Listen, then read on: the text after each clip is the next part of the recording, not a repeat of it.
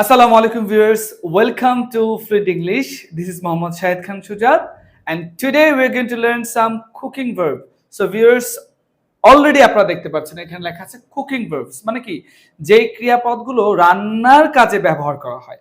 So the first one is shred. So shred মানে কি দেখতে পাচ্ছেন চিত্রগুলো, চিজ অথবা আলু যখন লম্বা লম্বা করে আমরা কাটি মেশিনের মাধ্যমে, এই যে কাটার প্রক্রিয়াটা সেটাকে বলা হয় শ্রেড।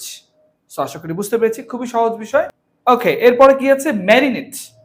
ম্যারিনেটটা কি? ম্যারিনেট হচ্ছে গিয়ে যখন আমরা ওই যে দেখবেন মাংস অথবা মাছ আমরা কি করি হলুদ মরিচ বিভিন্ন জিনিস লবণ দিয়ে যে আমরা মাখ খাই, এই যে মাখানোর যে প্রসেসটা প্রক্রিয়াটা এটাই হচ্ছে ম্যারিনেট, এবং ওই যে ম্যারিনেট করে আমরা রেখে দিই পরবর্তীতে ফ্রিজে। So it's really easy and আমার মনে হয় অনেকেই হয়তো বা আপনারা এটা জানেন। Okay, so let's move on to the next one, sprinkle.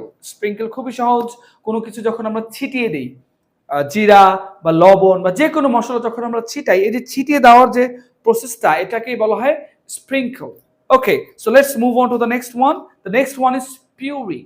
Puree এবং জুসের মধ্যে একটা তফাৎ হচ্ছে কি, জুস হচ্ছে গিয়ে পানি দেওয়া হয় জুসের মধ্যে এবং পুরো ব্লেন্ড করে দেওয়া হয়, আর পিউরিটা হচ্ছে গিয়ে কাইন্ড অফ দেখা যায় বাচ্চাদের জন্য বানানো হয়। সাপোজ আপেলের একটা পিউরি বানানো হয়, এখন বাচ্চারা কিন্তু শক্তটা খেতে পারবে না, এটা সিদ্ধ করে সুন্দর করে পিউরি করা হয়, মানে একটা লিকুইড ফর্ম, পানি ছাড়া, পুরোপুরি লিকুইড না, মানে নরম, একদম নরম একটা খাবার, সেটা বাচ্চাদের জন্য বেশিরভাগ বানানো হয়। সো পিউরি আশা করি বুঝতে পেরেছেন।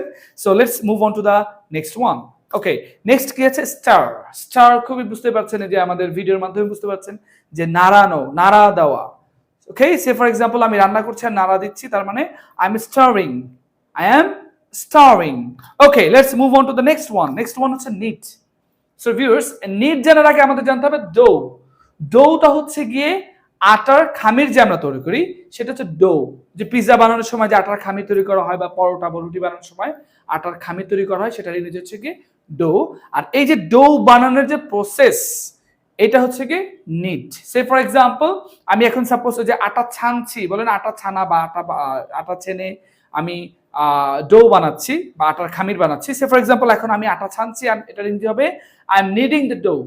I am needing the dough মানে আমি আটার খামির বানাচ্ছি। তাহলে আটার খামির বানানোর যে প্রসেস সেটা হচ্ছে গিয়ে নিট, আর ওই আটার খামির যেটা তখন তৈরি হয়ে যায় এটার ইংরেজি হচ্ছে কি ডো। সো আশা করি আজকের ভিডিওটি আপনাদের কাছে ভালো লেগেছে। এরকম ইন্টারেস্টিং ভিডিও পেতে চোখ রাখুন ফ্লুয়েন্ট ইংলিশে। সবাই ভালো থাকবেন, সুস্থ থাকবেন। আসসালামু আলাইকুম।